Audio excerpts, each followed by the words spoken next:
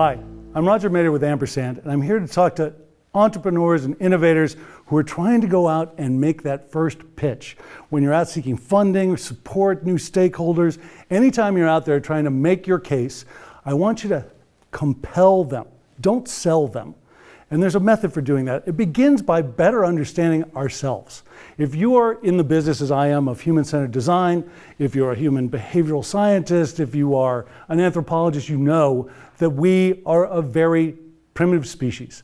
We've very rapidly moved into major urban centers in a very short period of time in the long course of human history. We have overnight become a social animal at scale.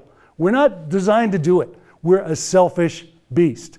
And when we think about ourselves first, we're thinking about others second. I wake up in the morning and I think about me. I think about, am I hungry?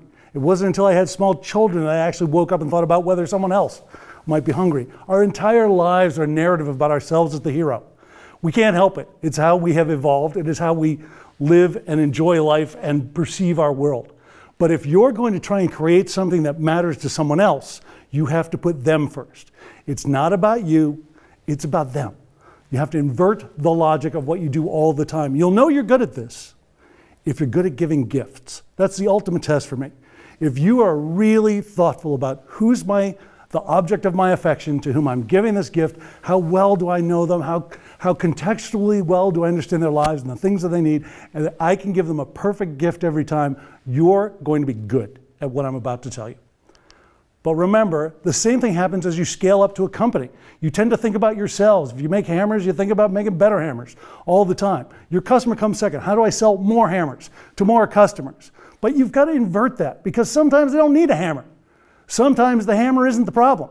Maybe it's the nail. Maybe it's a screw and you're selling them the wrong tool. If you are not constantly on top of the changing customer perceptions and options that they have available to them, you're unlikely to continue to serve them well. We are even taught in business school that supply follows demand. Economists understand literally the logic of the way we think about it is, what do I supply? Not, what's the demand out there? What should I be supplying? We're not asking the right questions in the right sequence. And it's just based on the way that we've evolved. And it's going to take a long time for us to get there. So I want you to remember that you have to put the problem before the solution. You have to put the demand before the supply. You have to put the customer before the company. Let's talk about an 8-step process you can use going from problem to solution in order to make the perfect pitch. You're going to declare the problem, describe the cause and the impact by defining what the problem is, why it's happening, the impact it can make or how much scale you can achieve with it. Then begin to describe the solution. What is it? Why is it valid? Why should they believe that it's possible for you to achieve this? And then tell them how much it would cost just to get to a minimum viable product, which is usually not much, just a proof point in the marketplace. Describe the initial actions necessary to achieve the MVP that gives you the proof to build the full solution, and summarize all these steps in order to place a call to action for your audience, which is usually money, please. Let's use an example. You may recognize this as a hospital incubator, the same incubator that any premature infant is put in any developed country's maternity ward. It looks a bit like this. When you look at the features of that incubator, you can see that they represent everything from the cost to the end user, the accessibility, mobility, etc. And you can measure those factors from low to high. You can do this for any product. Just take the key features that matter to the end user and rate them. And what you'll see is an incubator in a hospital costs $30,000. It's quite expensive. It's not very accessible to the population. You have to actually be in the area where the incubator sits. Of course, it doesn't matter. You're in the hospital for that very reason. It's not very mobile. It's on wheels. It can go down a hallway. And the usability is limited because it's only for trained professionals. Here's what happens to that incubator when well-intentioned charities send them to places like Haiti or in Syria, where we've recently suffered an earthquake. These become defunct very quickly.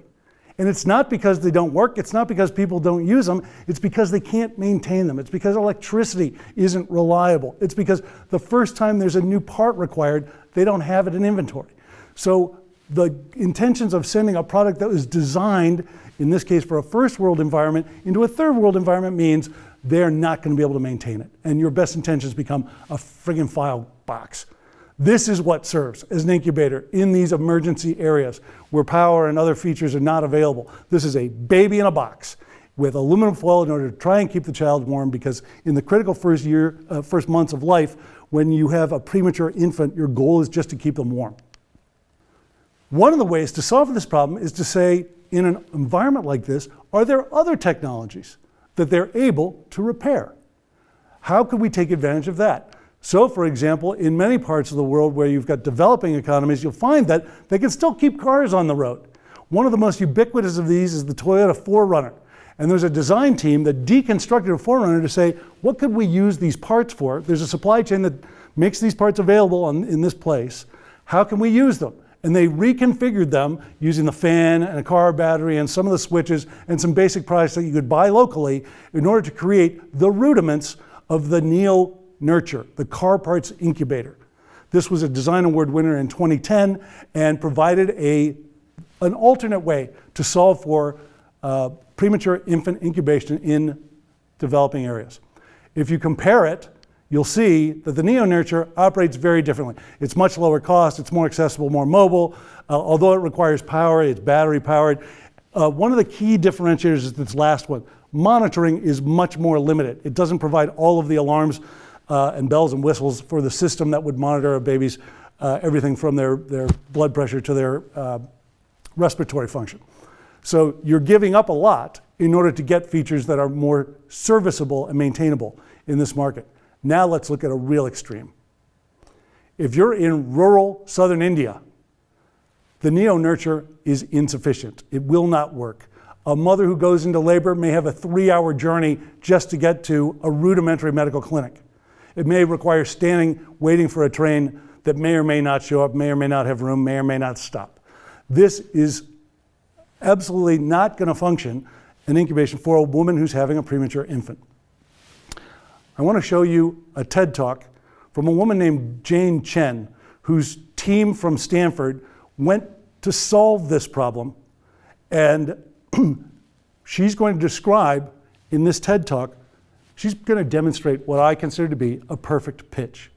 Please close your eyes and open your hands. Now imagine what you could place in your hands. An apple, maybe your wallet. Now open your eyes. What about a life? What you see here is a premature baby. He looks like he's resting peacefully, but in fact he's struggling to stay alive because he can't regulate his own body temperature.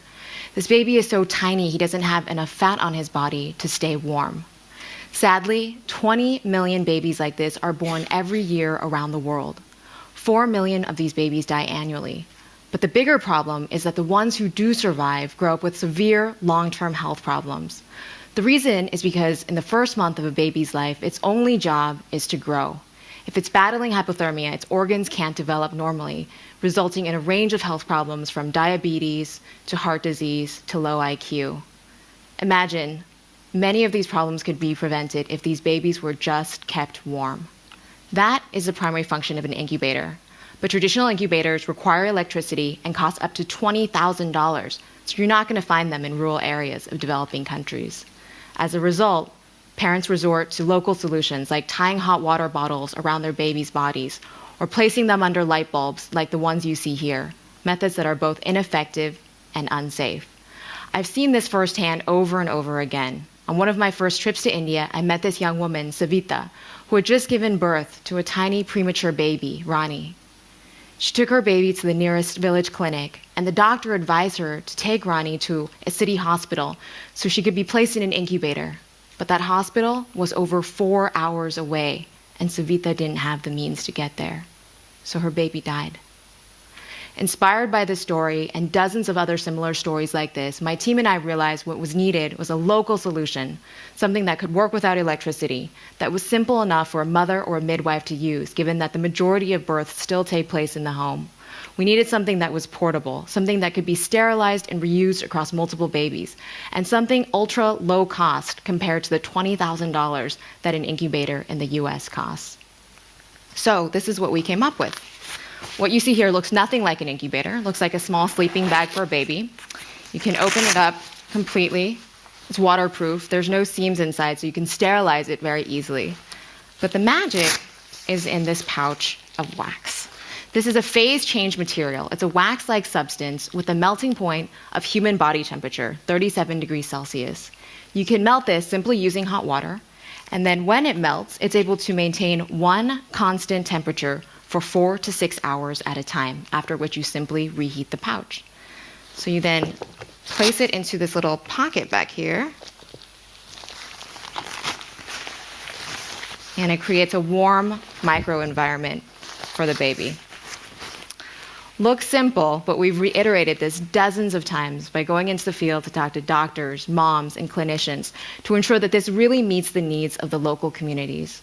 We plan to launch this product in India in 2010, and the target price point will be $25, less than 0.1% of the cost of a traditional incubator. Over the next 5 years, we hope to save the lives of almost 1 million babies, but the longer-term social impact is a reduction in population growth. This seems counterintuitive, but turns out that as infant mortality is reduced, population sizes also decrease because parents don't need to anticipate that their babies are going to die. We hope that the Embrace infant warmer and other simple innovations like this represent a new trend for the future of technology. Simple, localized, affordable solutions that have the potential to make huge social impact. In designing this, we followed a few basic principles. We really try to understand the end user, in this case, people like Savita. We try to understand the root of the problem rather than being biased by what already exists. And then we thought of the most simple solution we could to address this problem. In doing this, I believe we can truly bring technology to the masses, and we can save millions of lives through the simple warmth of an embrace. So, you've just learned about Jane Chen's Embrace, a real game changer. And what you can see is her pitch summarized those 8 steps very clearly. What's the problem? Every year, 4 million premature infants die unnecessarily in the first weeks of life. Why? Because mothers in these developing world environments do not have access to medical care equipment to keep their babies warm. The impact? It becomes a vicious cycle. It's not just the babies in any given year. It's the cycle of maintaining more children in order to deal with this mortality rate. As the mortality rate drops, fewer babies are required, there's lower replacement rate, and the problem goes down naturally. The solution? The Embrace, a low-cost, low-tech personal incubator. Proof? They demonstrated the function, that it's accessible, and that it's cheap. The MVP, the team's building a proof of concept for tests in India next summer. We'll produce the first run of 1,000. This was the discussion of what was required to prove the Embrace in the real world. For $25, you can provide an incubator to a family in a community. This is the action step. Here's how you can play a part. In summary, together we can save 1 million babies a year. Donate now to support the Embrace, the low-cost, low-tech personal incubator. That's it. 8 steps, easy, with a great case example that shows you how to do it. Jane Chen's presentation was under 4 minutes and covered all of this impeccably. She said there's a problem in the world. This is what's causing it. Here's the impact that it has. Here's my solution and why you should believe it, how much it's going to cost to get the thing built and in market. Here's what I need from you. Thank you very much. I hope you find the 8 steps useful for helping to craft your own perfect pitch. Thanks very much. I'm Roger Mader from Ampersand.